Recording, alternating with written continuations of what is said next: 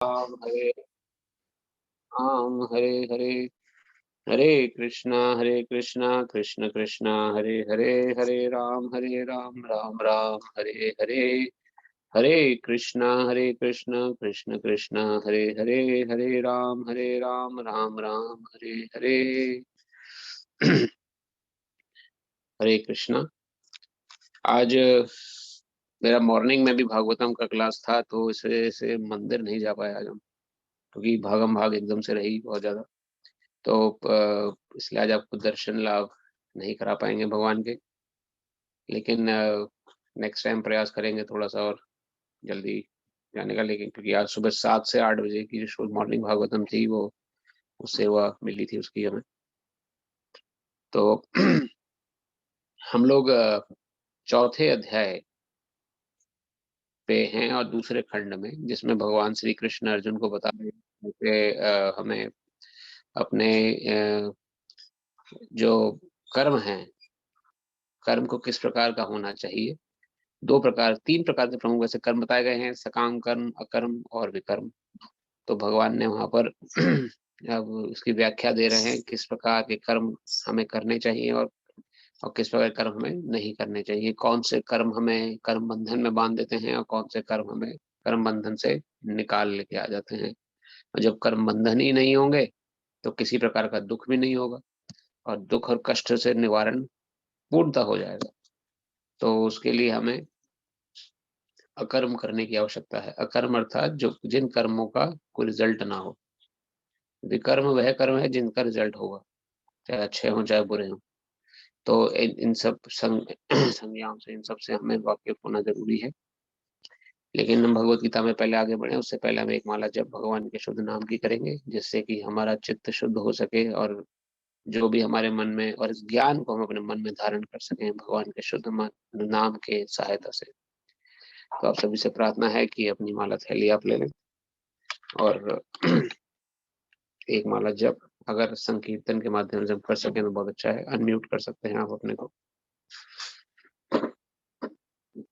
नमा ओम विष्णुपदाय कृष्ण पृष्ठाय भूतले श्रीमते नवयोगेन्द्र स्वामिनी नामिने नमस्ते प्रभुपादेवे नाम संकीर्तन प्रचारिणे निर्विशेष शून्यवादी समस्त देश तारिणे। नमा ओम विष्णुपदाय कृष्ण पृष्ठाय भूतले श्रीमते भक्ति वेदांत स्वामिनी नामिने नमस्ते सरस्वती देवे गौरवाणी प्रचारिणे निर्विशेष शून्यवादी पाश्चात्य देश तारिणे। जय श्री कृष्ण चैतन्य प्रभु नित्यानंदा, श्री अद्वैत गदाधर श्रीवासादि गौर भक्त वृंदा।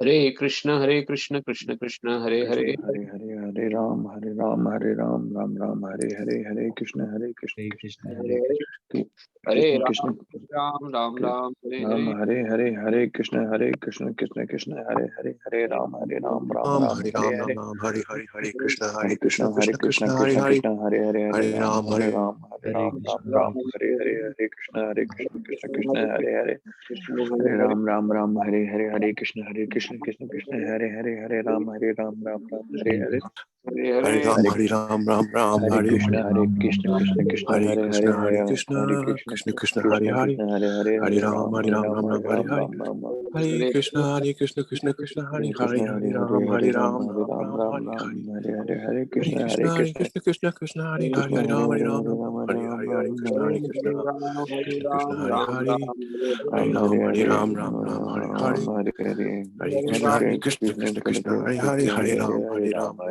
राम हरे हरे कृष्ण कृष्ण हरे हरे, हरे राम राम हरे, हरे कृष्ण कृष्ण हरे हरे, हरे राम राम हरे हरे, हरे कृष्ण कृष्ण हरे हरे, कृष्ण हरे हरे, हरे हरे राम हरे हरे, हरे हरे कृष्ण कृष्ण हरे कृष्ण हरे, कृष्ण हरे हरे, हरे हरे राम राम हरे हरे, हरे हरे, हरे कृष्ण कृष्ण कृष्ण कृष्ण हरे कृष्ण हरे, हरे हरे हरे, हरे राम हरे हरे, हरे हरे कृष्ण हरे कृष्ण हरे हरे कृष्ण हरे, हरे हरे, हरे हरे हरे हरे, हरे हरे हरे कृष्ण कृष्ण हरे कृष्ण कृष्ण हरे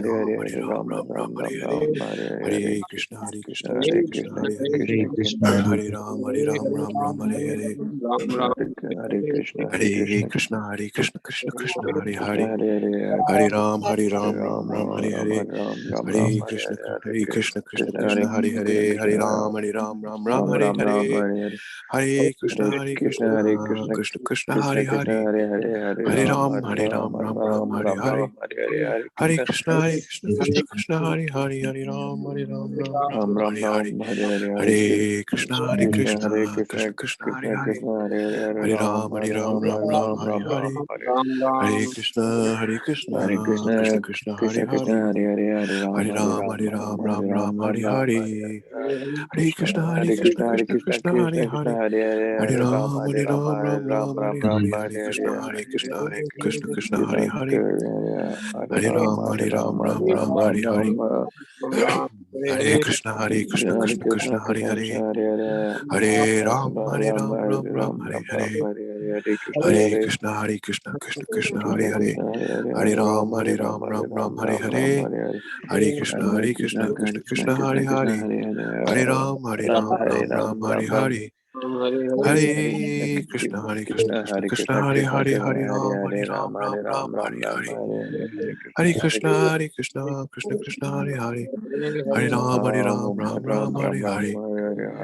Hare Krishna Krishna Hare Hare. Hare Ram Ram Hare Hare. Hare Krishna Krishna Hare Hare. Hare Ram Ram Hare Hare. Hare Krishna Krishna Hare Hare. Hare Ram Ram Hare Hare. Hare Krishna Krishna Hare Hare. Hare Ram Ram Hare Hare. Hare Krishna Krishna Hare Hare. Hare Ram Ram Hare Hare. Hare Krishna Krishna Hare Hare. Hare Ram Ram Hare Hare. Hare Krishna Krishna Hare Hare. Hare Ram Ram Hare Hare. Hare Krishna Krishna Hare Hare. Hare Ram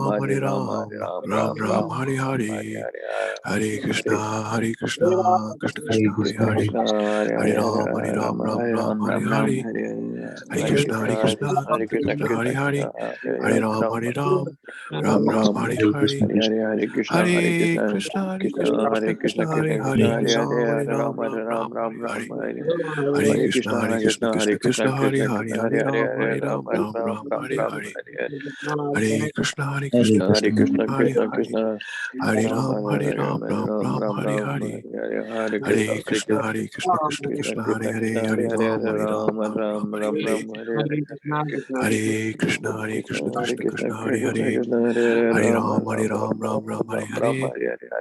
Hare Krishna Krishna Hare Hare. Hare Ram Ram Hare Hare. Hare Krishna Krishna Hare Hare. Hare Ram Ram Hare Hare. Hare Krishna Krishna Hare Hare. Hare Ram Ram Hare Hare. Hare Krishna Krishna Hare Hare. Hare Ram Ram Hare Hare. Hare Krishna Krishna Hare Hare. Hare Ram Ram Hare Hare. Hare Krishna Krishna Hare Hare. Hare Ram Ram Hare Hare. Hare Krishna Krishna Hare Hare. Hare Ram Ram Hare Hare. Hare Krishna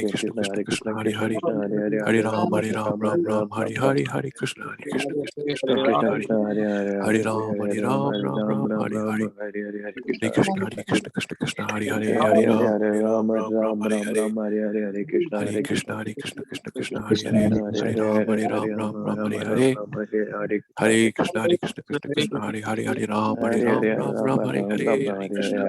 Hare Krishna Krishna Hare Hare. Hare Ram Hare Hare. Hare Krishna Krishna Hare Hare Hare Ram Ram Ram Hare Ram Ram Hare Krishna Krishna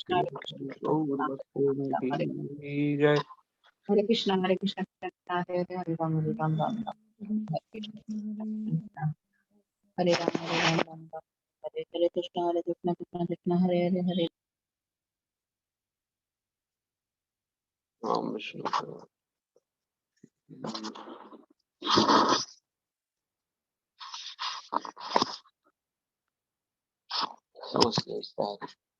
हरे कृष्णा। सभी का बहुत बहुत धन्यवाद। सभी समय निकाल के अजय प्रभु जी deployments को छोड़ के आज कथा सुनने आए हैं।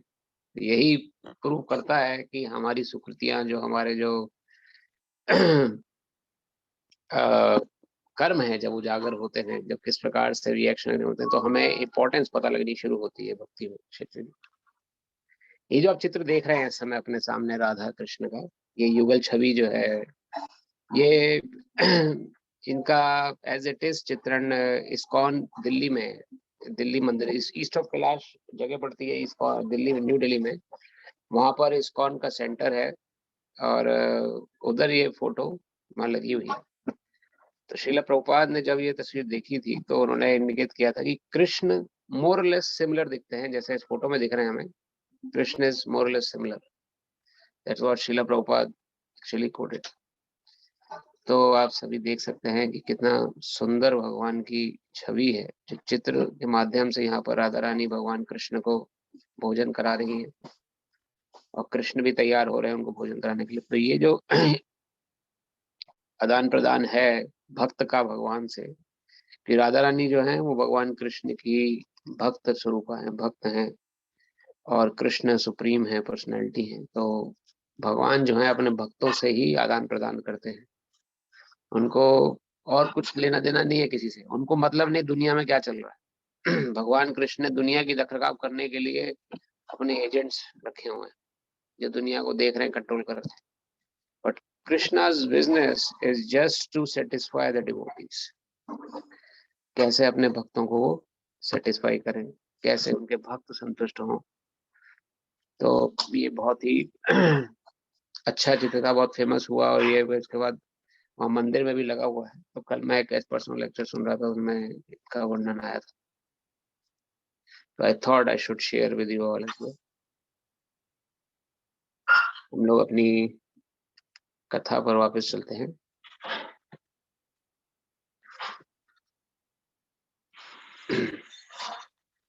तो जैसा कि हम लोग चौथे अध्याय पे पहुंच चुके हैं। चौथे अध्याय का शीर्षक है दिव्य ज्ञान।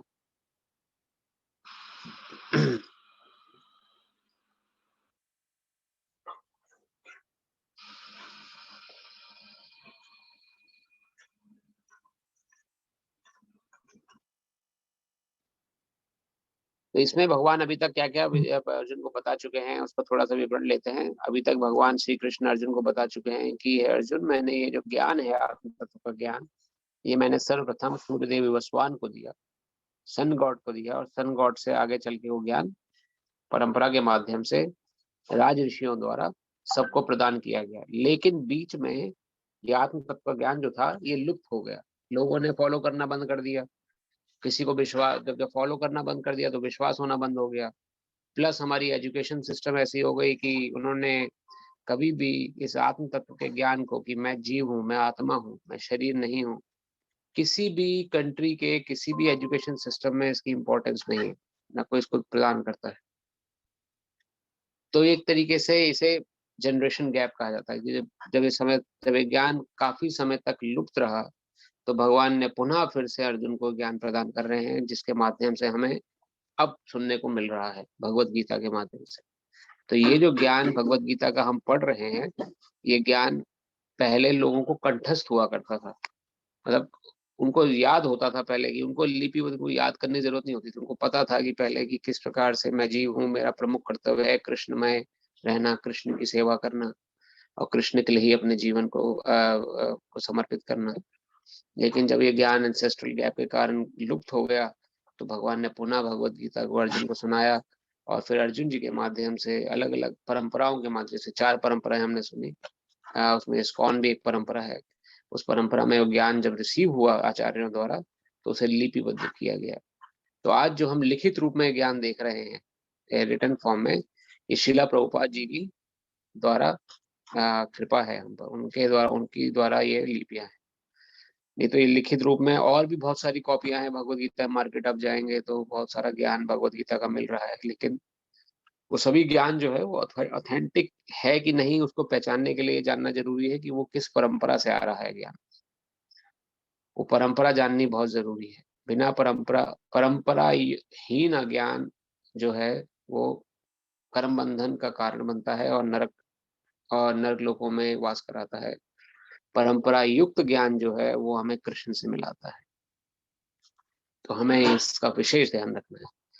तो हमारी परंपरा है ब्रह्मादि माधव गौड़ीय संप्रदाय, गौड़ीय परंपरा। इसके अंतर्गत हम ज्ञान ले रहे हैं जो भगवान ने अर्जुन को और विवस्वान देव सूर्यदेव को प्रदान किया था। इसके बाद भगवान ने बताया, हे अर्जुन, तुम्हारे और मेरे अनेक जन्म हो चुके हैं, मुझे सबका याद है, तुम्हें सबका याद नहीं है।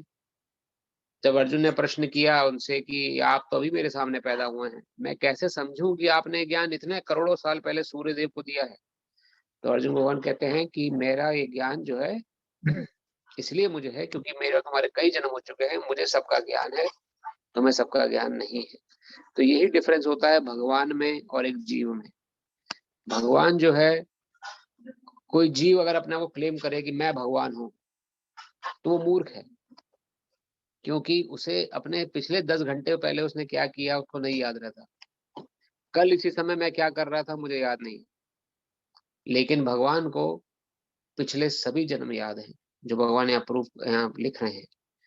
जैसे आपने 5वें श्लोक में भगवान ने यहाँ वर्णन किया।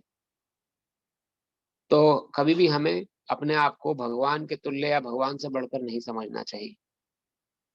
इसीलिए भगवान का एक नाम और भी है जिसका नाम है असमा ऊर्ध्वा। असमा ऊर्ध्वा का अर्थ होता है अ मतलब नॉट, नहीं, समा मीन्स इक्वल और ऊर्ध्वा मीन्स ग्रेटर। जो कभी भी भगवान के बराबर जो व्यक्ति नहीं हो सकता हो, इसलिए भगवान का नाम है असमा ऊर्ध्वा, उनके समान कोई नहीं है। तो जब भगवान ने ज्ञान अर्जुन को प्रदान किया तो अर्जुन ने वहां पे फिर भगवान अर्जुन की संशय का समाधान कर रहे हैं। और अब अर्जुन को भगवान बता रहे हैं किस प्रकार से वो कर्म करे। अब कर्म की व्याख्या भगवान ने कर्म की व्याख्या करने से पहले भगवान ने बताया कि कौन से व्यक्ति जो निराकार, जो कि भौतिकतावादी दृष्टिकोण के व्यक्ति होते हैं, कभी भगवान की शरण ग्रहण नहीं करते। उनमें से 3 प्रकार के व्यक्ति भगवान ने बताए थे। एक तो वह व्यक्ति है जो निर्विशेषवाद, यानी कि जो निराकार रूप में भगवान को प्राप्त करने की कोशिश कर रहा है। कई ऐसे लोग हैं जो निराकार रूप में भगवान को मानते हैं, भगवान का कोई आकार नहीं है, भगवान निराकार है। दूसरे प्रकार के व्यक्ति हैं जो निराश हो चुके हैं, जो पूजा पाठ तो करते थे पर उनका फल उनको नहीं मिला तो पूजा पाठ छोड़ दी कि कुछ तो रिजल्ट निकलता नहीं है इससे, छोड़ो, कोई सब बेकार की बातें हैं।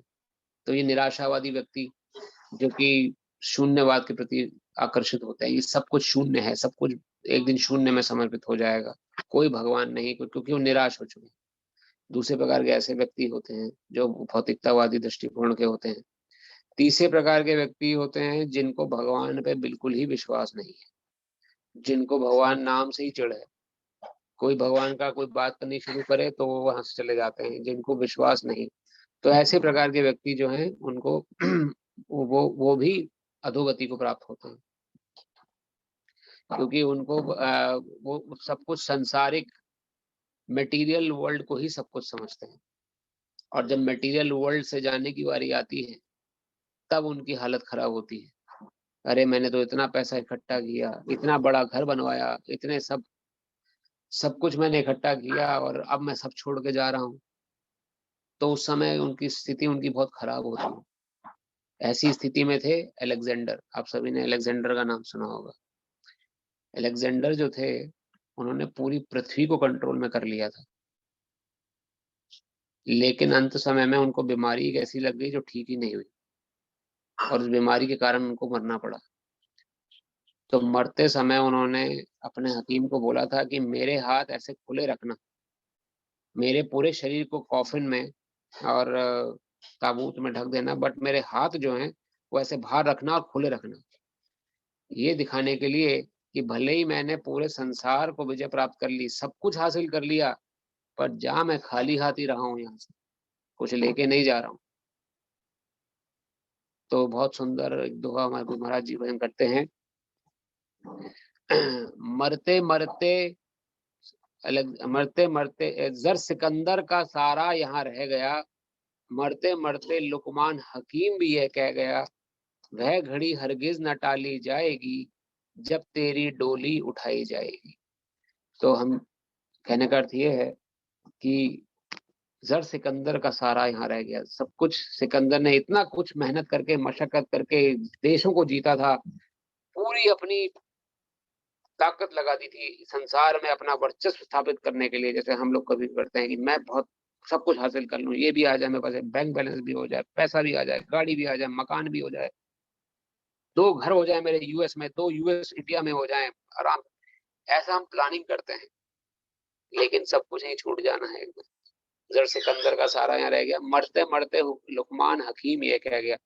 लुकमान हकीम, हकीम अर्थात डॉक्टर, इतने बड़े डॉक्टर थे लुकमान ना। अगर आप में से कुछ जानते भी होंगे, नहीं जानते हो तो आप सर्च कर सकते हैं। उन्होंने अपने क्लोन्स बना लिए थे। जब उनको पता लगा कि उनकी मृत्यु होने वाली है, तो इतने सारे क्लोन उन्होंने अपने एक जैसी शक्ल के बना लिए। क्यों? टू कंफ्यूज मृत्यु को, मृत्यु कंफ्यूज करने के लिए असली इनमें से कौन है। तो ये जब यमदूत देखने आए उनको, तो वाकई में इतने इतने सजीव क्लोन थे वो कि एकदम एग्जैक्टली सेम लगते थे। 12 क्लोन थे उनके, और किसको ले जाए, कौन असली कौन नकली, उनको पता ही लग पाता था। तो जब यमदूतों ने जाके यमराज जी को बोला कि जी ऐसे ऐसे वो लुकमान हकीम को पहचानना ही मुश्किल हो रहा है, 12 अपनी शक्ल ऐसे खड़े कर दिए उसने कि कौन असली कौन नकली पता ही लग रहा है। तो यमराज जी वहां जाते हैं, बोलते हैं, वहारे बनाने वाले, तूने कितने अच्छे देखो क्लोन बनाए हैं, बस एक कमी रह गई इनमें। जैसे ही असली लुकमान हकीम ने सुना कि एक कमी रह गई है, उत्सुकतावश उसने आगे आके बोला, क्या कमी रह गई है इसमें, इतने तो सजीव हैं। तुरंत यमराज जी ने उसका गला पकड़ लिया कि तू ही असली है, चल अब मेरे साथ।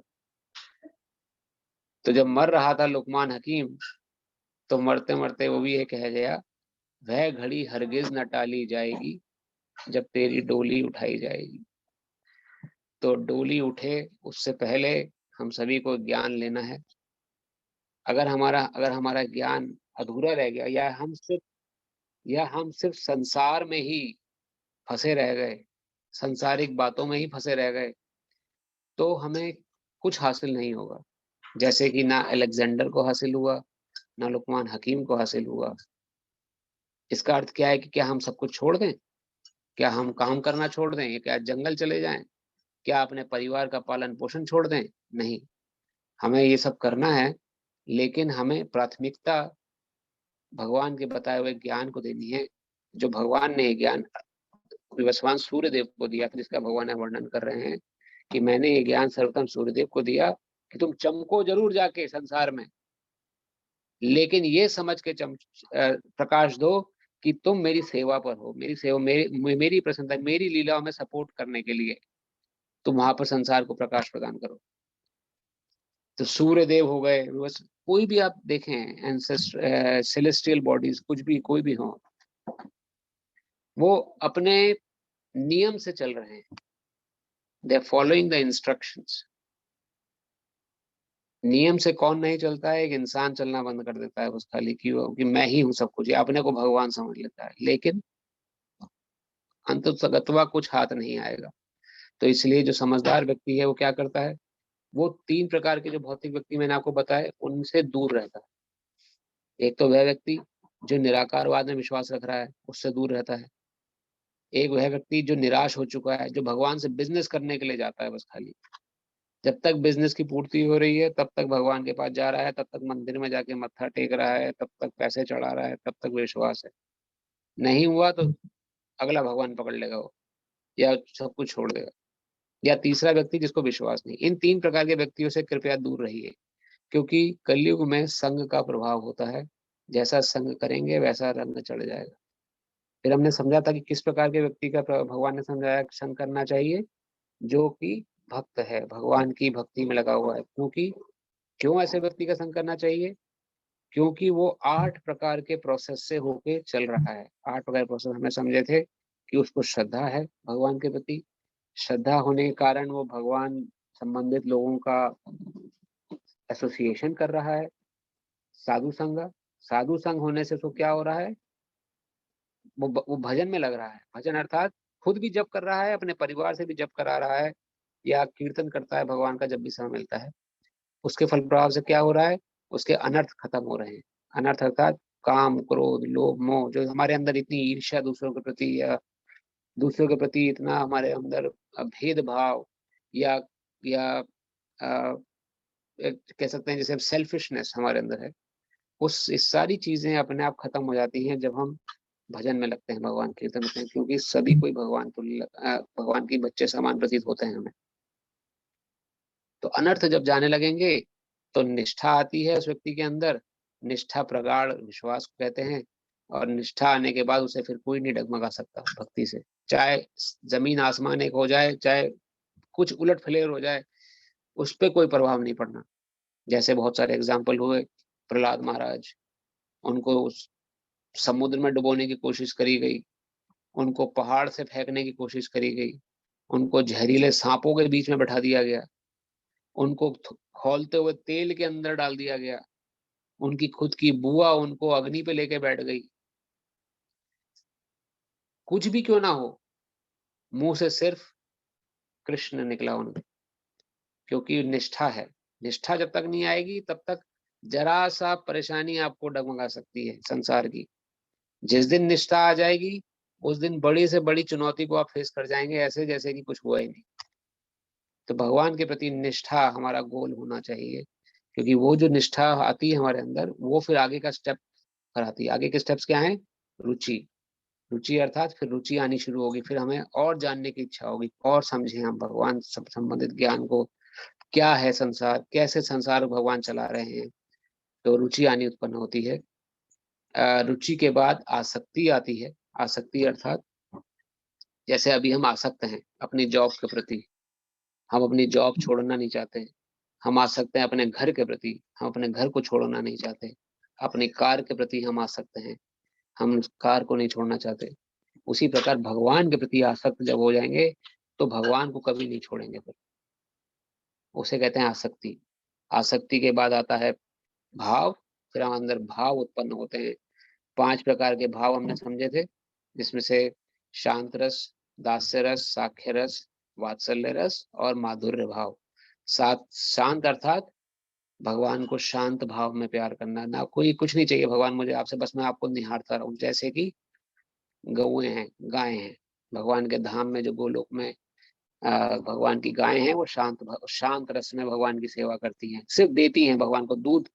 जितना भगवान दूध पीना चाहते हैं, दूध उनको सुरभि गाय कहा जाता है। तो सुरभि गायें सिर्फ दे रही हैं भगवान को, उनसे कुछ ले नहीं रही। साख्य भाव, मित्र भाव, भगवान के प्रति जो मित्र हैं, भगवान के अलग अलग प्रकार के मित्र हैं, जिसमें से मधुमंगल है। जो मधुमंगल मित्र जो हैं वो भगवान के साथ खाना से करते हैं। सुबाला हैं, मधुमंगल हैं, और श्रीदामा हैं, अर्जुन है मित्र रूप में। तो ये सब मित्र भाव में भगवान को सेवा करते हैं, भगवान को अपना मित्र समझते हैं। तो खुद जो खा रहे हैं भगवान को खिला रहे हैं, भगवान के लिए बना के लेके जा रहे हैं। और उसके बाद आपके आगे दास्य रस। दास्य रस में हनुमान जी हैं, हनुमान जी भगवान की दास भाव में सेवा कर रहे हैं। फिर वात्सल्य रस में यशोदा माता हैं, देवकी माता हैं, नंद बाबा हैं, ये वात्सल्य भाव में भगवान की सेवा कर रहे हैं। और उसके बाद माधुर्य भाव, यानी कि जो युगल प्रेम का जो भाव है, उसमें गोपियां हैं, गोपिकाएं हैं, और राधा रानी, श्रीमती राधा रानी सर्वोपरि पोजीशन पर है। तो ये भाव स्थिति जब आती है, जब आप पहले के सारे स्टेजेस को पार करके आ गए हैं, पहले नहीं आएंगे। कभी कभी पूजा करते समय हमें लगता है कि आंखों से आंसू गिर रहे हैं, या मन एकदम रोमांचित हो रहा है। वो क्षणिक भाव होते हैं, उनको आप ये मत समझिए कि आप भाव स्थिति पर आ गए। भाव स्थिति पर आने के लिए ये स्टेजेस से होकर निकलना बहुत जरूरी है। और जब हम इस भाव स्थिति को प्राप्त कर लेंगे तो उसके बाद आता है प्रेम। जब भगवान से असल में प्रेम होता है, वो जो प्रेम जब जागृत होता है, फिर वही प्रेम हमें भगवान से मिला सकता है। तो ये स्टेप एक भक्त के होते हैं, और जो सामान्य जीव है वो ऐसे भक्तों का संग करता है जो इन स्टेप्स में चल रहे हैं, किसी ना किसी स्टेप पर हैं। तो हमारी मीटिंग अभी 10 मिनट में ओवर हो जाएगी, क्योंकि लिमिटेड अकाउंट है। तो मेरी आपसे प्रार्थना है कि दोबारा से उसी लिंक को ज्वाइन कर लीजिएगा जब लिंक हो जाए। तो आधे घंटे के लिए हमें फिर टाइम मिल जाएगा। मैं उस पर काम कर रहा हूँ कि जिससे कि हमें कंटिन्यूएशन ना टूटे, लेकिन अभी तक वो मुझे सफलता उसमें नहीं मिली है। तो अगर ये ब्रेक हो जाए सेशन तो आप दोबारा से ज्वाइन कर लीजिएगा। तो यहाँ तक हमने समझा था अभी अभी तक शास्त्र में कि भगवान बता रहे हैं कि जो ज्ञान है इस ज्ञान को लेके जो कर्म करता है उसको अकर्म कहते हैं। इस समस्त ज्ञान की बात जो अभी मैंने कही, जो आपने सुनी अभी तक, इसको धारण करके, इसको विचारों में रख के हम जो भी काम करते हैं वो सारे काम ऑटोमेटिकली कृष्ण कॉन्शियसनेस काम बन जाते हैं। अलग से आपको दिमाग लगाने की जरूरत नहीं पड़ेगी कैसे मैं कृष्ण कॉन्शियस काम करूं। जब हम देखेंगे कि सभी कुछ कृष्णमय है, तो मेरे से जो भी काम होंगे, चाहे मैं जॉब पे जा रहा हूँ, चाहे मैं अपने परिवार का रखरखाव कर रहा हूँ, या मैं कुछ पैसे कमा रहा हूँ, या मैं कुछ खरीद रहा हूँ, तो उस समय ऑटोमेटिकली कृष्ण का स्मरण होगा। और कृष्ण का स्मरण होने के बाद जो भी हम कर्म करेंगे वो अकर्म की श्रेणी में आएंगे। और अकर्म करते ही हमारे रिएक्शन लगने बंद हो जाएंगे। और जब रिएक्शन लगने बंद हो जाएंगे तो हमारे जीवन में कष्ट आने बंद हो जाएंगे, क्योंकि अभी तो जो कष्ट आ रहे हैं वो अभी के रिएक्शंस के बेसिस पर है। तो यहाँ तक हम लोग टेक्स्ट नंबर 14 तक मेरे ख्याल से हम पढ़ चुके हैं, यानी 16 में पढ़ लिया था। कर्म क्या है, अकर्म कैसे निश्चित बुद्धिमान व्यक्ति भी मुक्त होकर जाते हैं। तो आज हम 18वें श्लोक से आगे बढ़ेंगे। तो मेरी आपसे प्रार्थना है कि ब्रेक ये होने ही वाला है, तो अभी हम मीटिंग को यही डिस्क्लोज करते हैं और दोबारा से ज्वाइन कर लेते हैं। तो आप सभी एक बार दोबारा से मेरी आपसे प्रार्थना है कि एक बार ज्वाइन कर लें मीटिंग। मैं यहाँ पे ही ब्रेक कर देता हूँ ताकि बीच में ना टूटे।